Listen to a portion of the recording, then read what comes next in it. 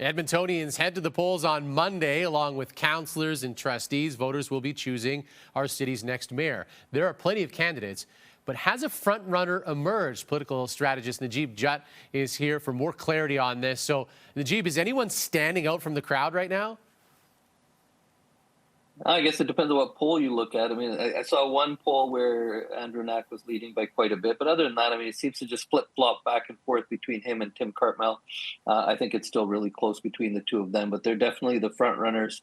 And then we have, people in third and fourth place trailing. So we're heading into the weekend now, just a couple days left of campaigning.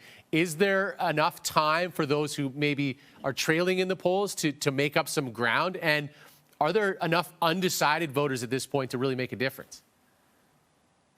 I think so. I mean, I think the undecided is still quite high.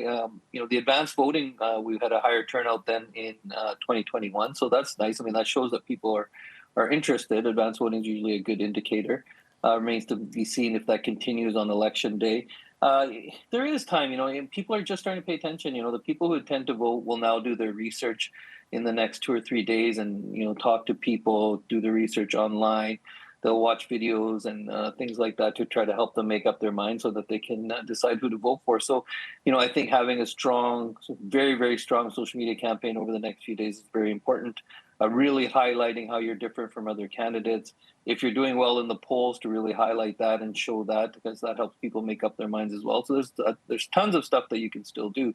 It's tough, by now in a campaign, I've been in many of a campaign office in the last few days. You kind of have an idea of what kind of momentum your campaign has. And so it's tough if you're really lagging and you don't have that momentum yet. To pull that off in the last few days, but if you have momentum to really capture it and to really light a fire under it, now is the time. Now, what are the key issues here, and have the candidates been able to address them effectively?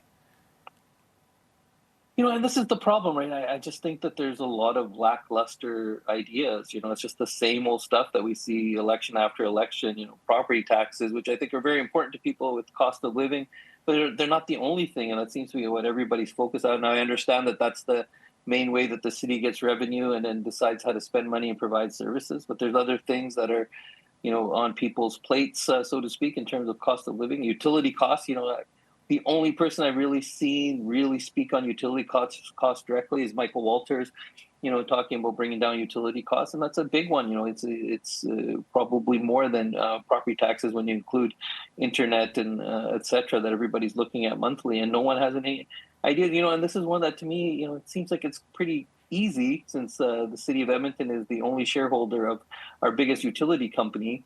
It seems to me that this would be an easy one to address, or at least talk about different ways that we can give people a little bit of relief on utility costs. And I just don't think like there's any really good or positive ideas around saving people a little bit of money every month. Omar Mohammed, which I think has done an incredible job of getting people's attention, had an idea about a city subsidized groceries, but he didn't really build on that. But I think those kinds of things, I think that candidates in elections like this don't forget that, it is a battle of ideas. It's not that, you're going to be able to deliver on all these ideas, but having some innovative thoughts and innovative ideas that capture people's attentions, capture people's minds, and say like, okay, this guy is really thinking about something different that might help, that we haven't tried before. But you don't really see a lot of that in this campaign, in this election. All right, well, just a couple of more days before we find out that winner, depending on how long it takes to count the votes. Najib, thanks so much for joining us. A reminder, it is voting day on Monday.